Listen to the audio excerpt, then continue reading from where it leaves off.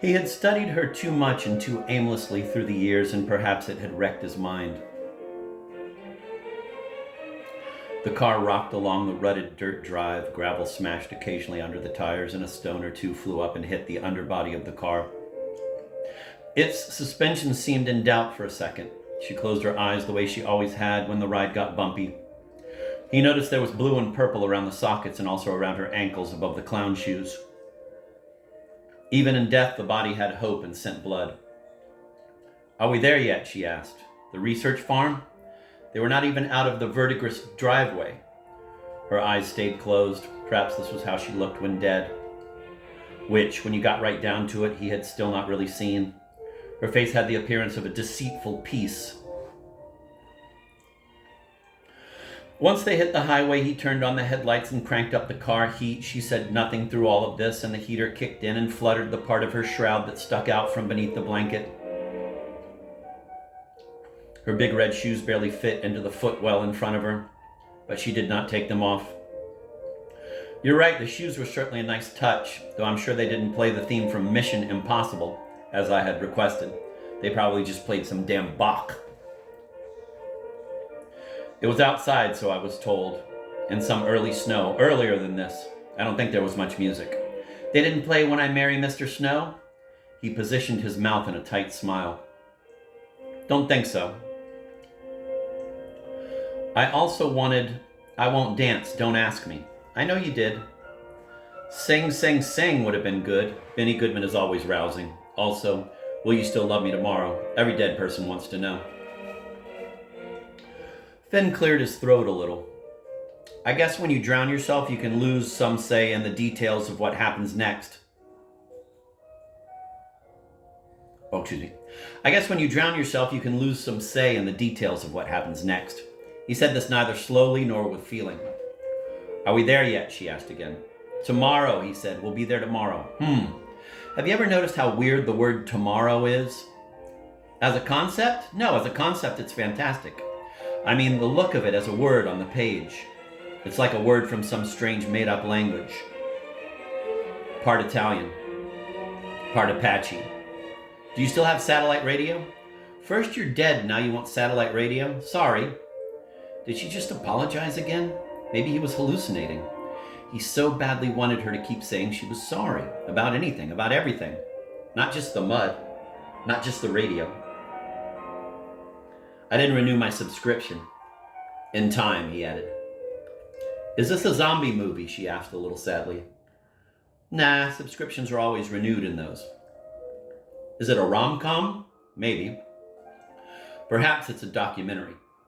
A sweet documentary with a bit of thriller in it." Ahead, he would take a right at the uncoiling ribbon of country road. They would then be on the lam, a western with a heist, a prison break. "They went that away," said Lily with a daft grin. "Hang on to your hats," he replied, gunning the engine. He felt a kind of small joy he had never felt before, an amalgam of old joy and new. Although that was the thing with joy. It was constantly presenting itself as an unprecedented feeling. Every time you had never felt like this before. "If anyone is on the lookout for us, we will be like Heisenberg's electrons. We'll have speed but no discernible location," he said. "The moral of every story, boys and girls, is that you never really know where anybody is." "A science special, I loved those," she said. And though the science perhaps was still out on love, he felt that every couple was absurd and brought out the absurdity in each other. Were they themselves not the quasi-living proof? Heat from the car blasted onto their legs.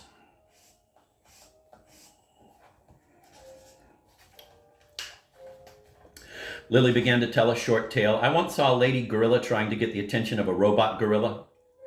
She used a saw just like the indefatigable robot did, copying him. But then she grew very tired when he didn't stop sawing and pay some attention to her. In fact, he didn't in her presence change one thing about himself at all. He was a robot. But he was a male robot, and so, though she tried her best, she grew tired and a little bored and laid her head down on the saw for a while. Then she picked her head up and loped away. What are we really talking about here? Nature, she said. Perhaps. Is this a dream? Where am I? Where are you? Right now, we're deep in the theme from Valley of the Dolls. There were state lines ahead to cross, and they would cross them, Lily pretending to be dead. Surprise! Ha ha! Was this not evidence that living was funny? In the coppery dark, they passed a lake that was beginning to freeze, but was not yet frozen.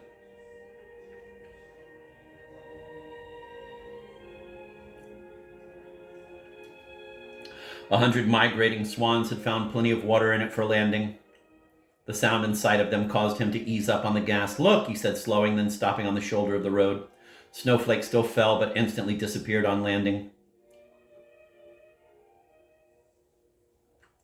Oh, the migrating swans, it's their time. It's that time of year. The swans would migrate lake to lake, going south, their mezzo honks jaunty and low like 1,000 geese playing 1,000 muted tubas. Some of the swans seemed insistent on a bass note from a different key, nicely fritzing out the chord.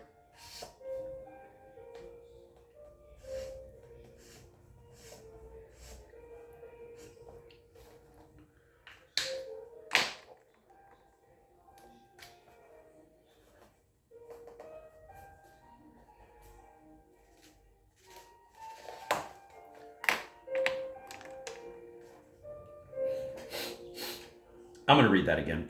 Oh, the migrating swans, it's their time. It's that time of year. The swans would migrate lake to lake, going south, their mezzo honks jaunty and low like 1,000 geese playing 1,000 muted tubas.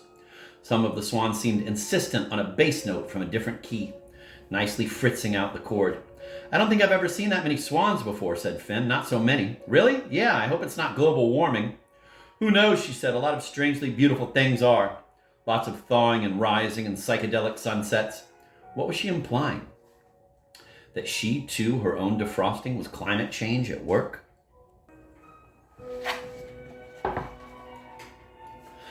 They stayed for a minute more, listening to the swans complain, sing, put their unresolved harmonics unfeasibly into the air.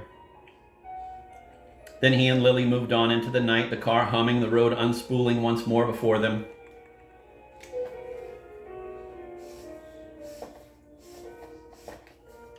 At one point, perhaps it was just after they passed a sign that read low, soft shoulders, Lily pressed close to Finn as he was driving.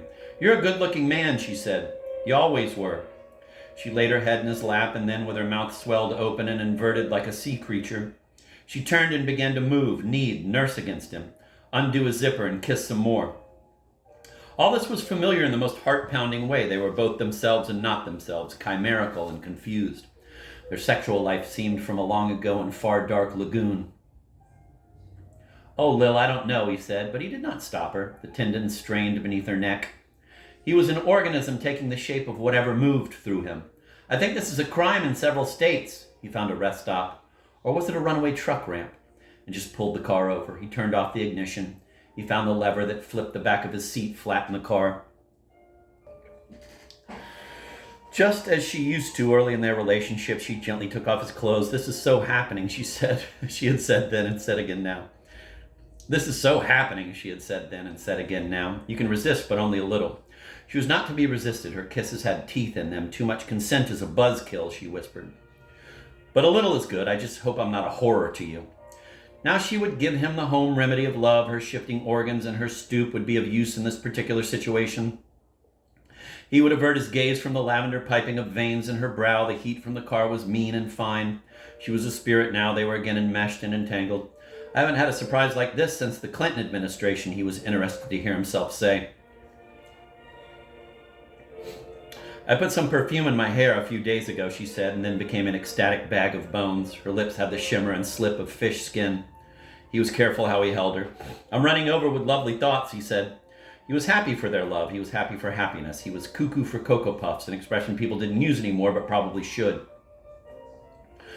He had been beguiled briefly from mourning. Her mouth became a splodge of jam. All this desire suffused with love was not desire any longer, since possession made it entirely love. He noticed another silverfish in her perfumed hair, and then he shut his eyes completely and went offline for a bit.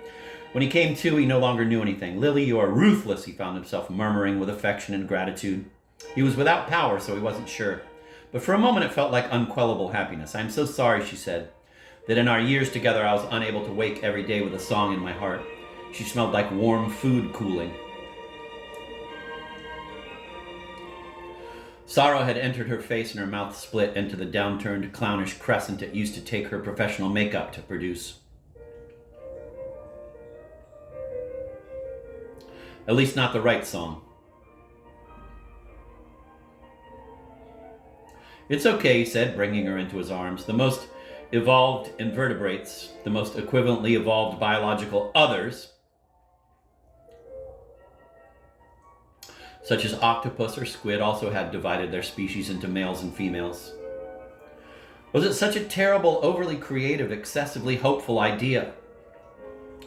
On the other hand, the most advanced others, such as squid, also had 3 hearts and a brain wrapped around their throats. Who couldn't use 3 hearts and a neckerchief brain? Finn could use all of it. He and Lily had lost each other long ago, and now they woke up every hour or so to look in anguish out the windows and flood the car interior with their grief.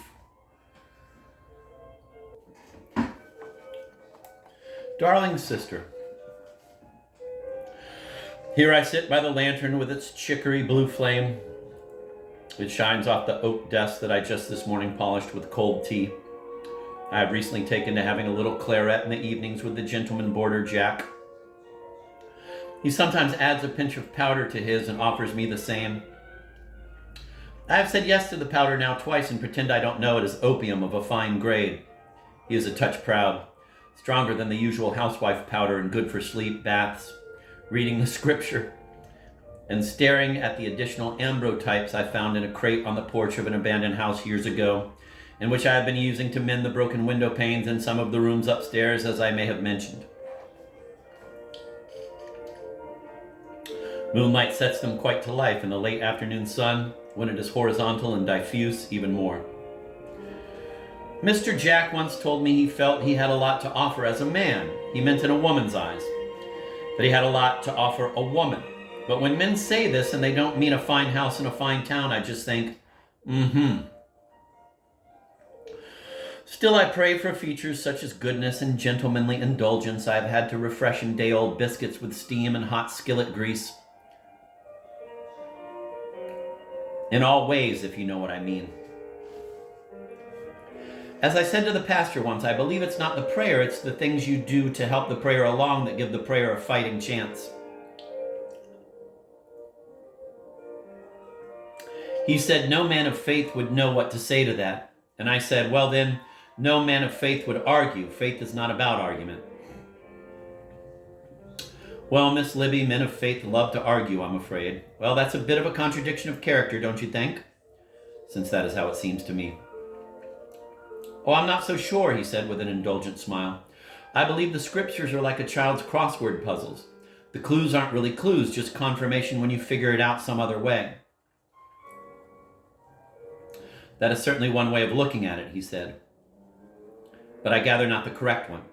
Earlier in the day, the handsome boarder hiked down street past the wheelwrights to the printer's shop to get a copy of the newspaper from St. Louis, the newspaper from Memphis, and the newspaper from Chicago. Have to find out if I've been arrested or if I died or got married or perhaps for some reason have been elected governor. He wore a silk ascot for this errand and kept it on all day. Well, here you be, I said when he returned. Guess life's been uneventful. A shadow crossed his face. Or your publicity mistaken. Maybe so, he agreed and left the newspapers in the receiving parlor for the other lodgers. But it has aggrieved me the way he is around Ophelia. Unreasonably cold, then unseasonably warm. Unseasonably cold, then unseasonably warm. Both of them have come to me with their weather reports. He says, does she stay overnight here? I tell him I sometimes allow it if it's more convenient for her. There's no cause for unkindness. She's under the same roof. God has made distinctions among us. These are the moments I begin slowly, then quickly to despise him. God has gone horseback riding, I say, and we are left behind to tend to one another. Well, aren't you the heathen? He smiled. I don't care much for horseback riding. Too much hucklebuck? That sort of remark is when I try to find something else I must do. Pies to make and curtains to mend. I think you should join me in a recitation some night, he said with some slyness. Mercy! You dipping your toe into show business would put light and joy into the hearts of simple, benighted men. I believe you've said something like that before, and I wasn't having it then. Well, I should get myself a real actress. Indeed, you should. And we left it there.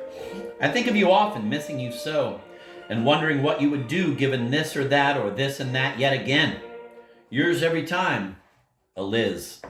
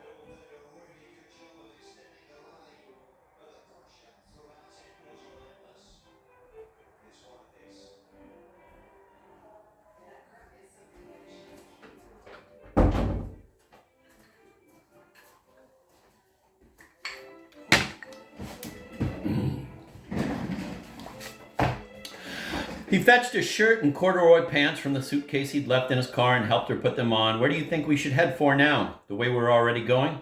The roads were clear sailing. Everything had to start somewhere except eternity, which shot out in all directions endlessly and so had no such spot. I may need stops and snacks, she said. Perhaps we should go snackward. There will be some on this route to the body farm. Where everyone goes when they're running away, she paused. Land of the runaways. I'm cool with that, not that I have a compass or a choice. People don't have compasses anymore. Some do, she said, clearly just to argue. We'll do celestial navigation. We go more southeast than west, the clay moon and the sugary stars. I'll look for the Southern Cross. As if he knew anything about the Southern Cross. He had a faint recollection it wasn't even in the Northern Hemisphere. If you start to feel kidnapped, let me know, she sighed. I always feel kidnapped. Hit the road, Jack. I mean, you know what I mean. Maybe, he said. She rolled down her window and cool air freshened the car. She called out of it to the passing countryside. Apologies to all you actually kidnapped people out there, but a couple of you will know what I mean. And she rolled the window back up. Ever the therapist? I'm going to do a mix of small roads for scenery and cop avoidance and interstates for speed. You are fantastic. At this point, we're both a little fantastic. There was a tiny smile on her lavender lips, I suppose.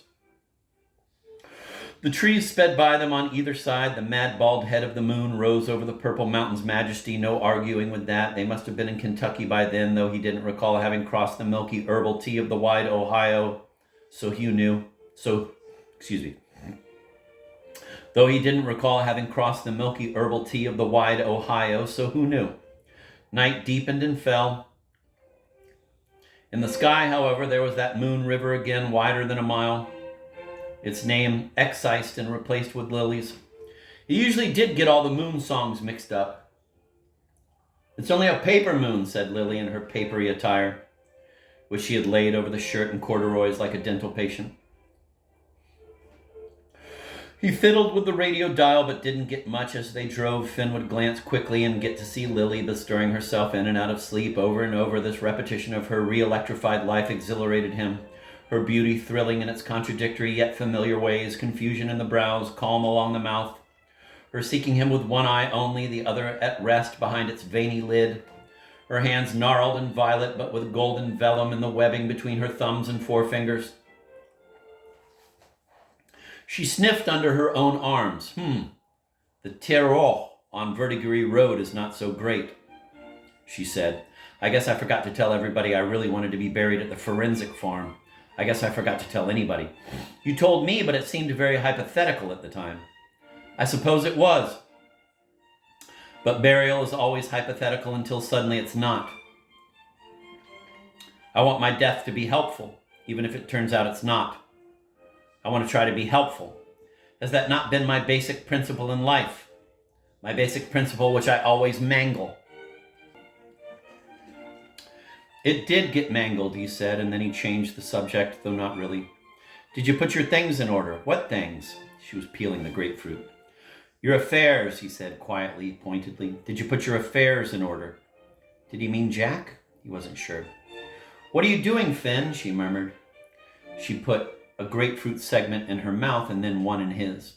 I don't know, he mumbled, feeling the citrus burst sweet and sour. It seemed to have no seeds. Barren fruit. In nature, he once read. Only the tapeworm and the albatross were monogamous.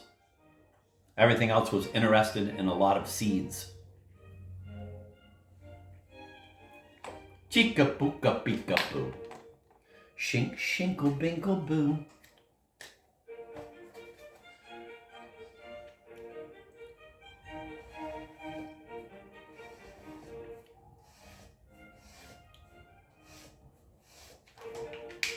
Dee-ka-dee-ka-dee. Shika-beeka-boo. Lily looked around her seat, the grapefruit peels scattered on the floor mat. I don't have a purse. That is sort of a bummer. I hope you don't mind paying for things. Also, do you have a comb? I really need a hairbrush, but that may be too much to ask for. He maneuvered a comb out of his back pocket while driving with one hand. Was that not circus-level talent? Here, he said. Thank you. All those years of life and I never got the hang of my hair. I doubt death has cleared it up for you. She was quiet, as if they were not supposed to speak of her having died. She began combing her knotted and yam-hued hair. To get her back into shape, they would need a dry, well-heated room, some grooming utensils, and a commitment to Pilates to prevent the whole compost thing from overtaking her. She once more pulled the car visor down to look at herself in the mirror. She pinched her own cheek. Could use a little plumping with ballistic gelatin. My dad's line of work. I know, he said. Her father had been in forensics. His father had had a desk job, but both cops.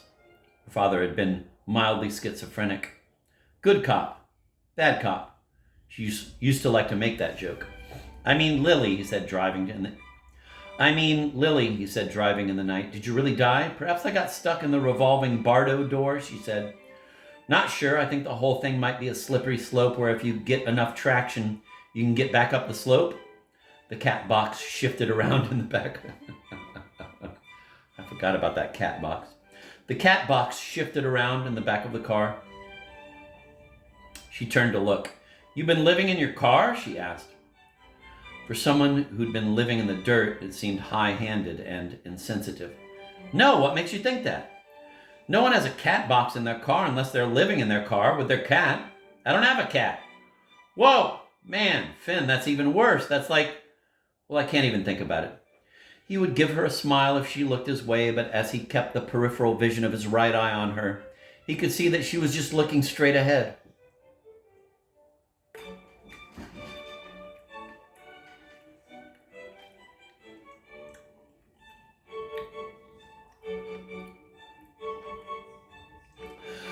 He turned on the radio so they could listen to possible reports on melting glaciers and rising sea levels and award nominations for best performance in a comedy or a musical. You didn't get another cat when Crater died? She finally asked. They had named their cat after the famous judge. In honor of reappearances. Regrettably, no, he said. For the rest of his life, he could begin every sentence with regrettably and never tell a lie. I suppose a dog would be better? Probably. You look to a dog to see how to be happy. You look to them to learn how they know that the world's a good place.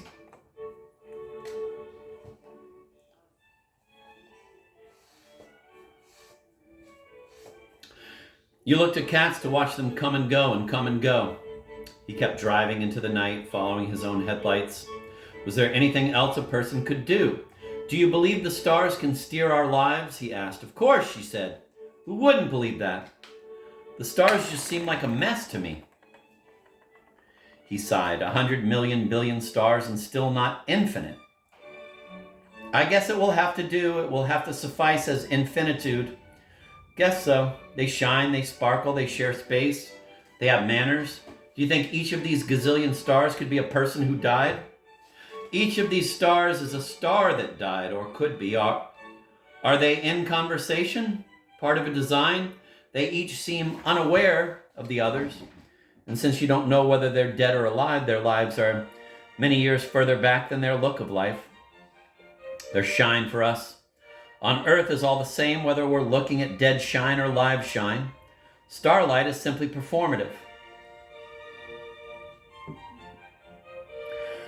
You always lacked a little romance. Not at all, he insisted. It's just when I look at the stars, I notice the frightening space between them. That space is what we travel through in life. That inner space, it's also outer space. And though it's called outer space, it takes place on Earth. The stars themselves are a tease and a taunt.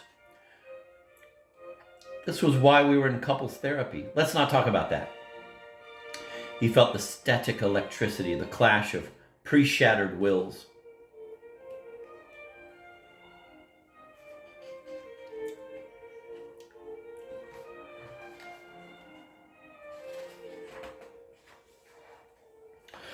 Okay, let's go where there are some sycamore trees, she said, encompassing enmeshed sycamores. All right, let's do that. The world is being reintroduced to me and reissued and reanimated for me.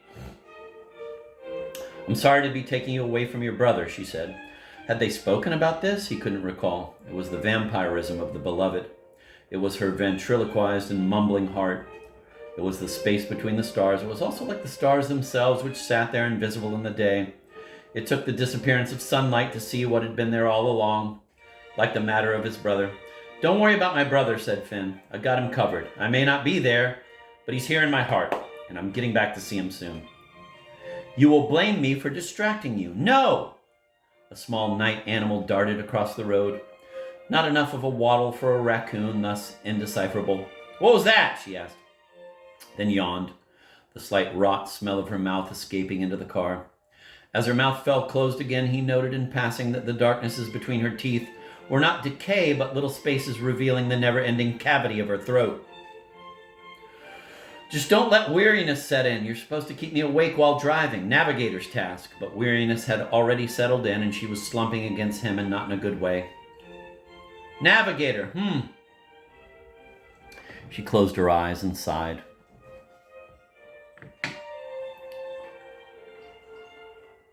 Oh, beep, bop, beep, bop, beep, bop.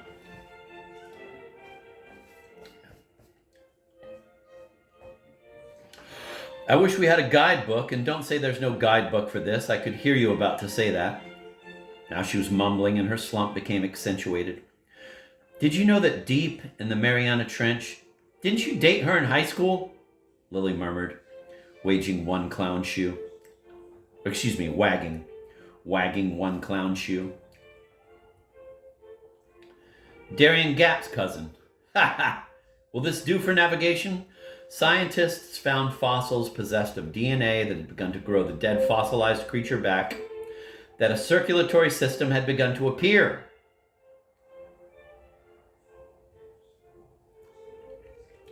And the entire organism was presumed to be in the process of coming back to life. Really?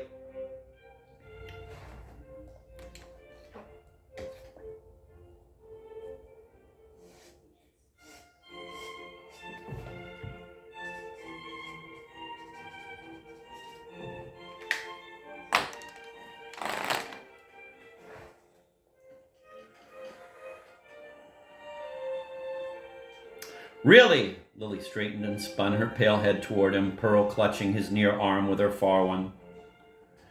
Well, that woke you up, he said. The knobs of her right wrist had shot out the sleeve of the shirt he had put on her, and her long fingers clung to his arm until they loosened again, and she sank back, seemingly asleep.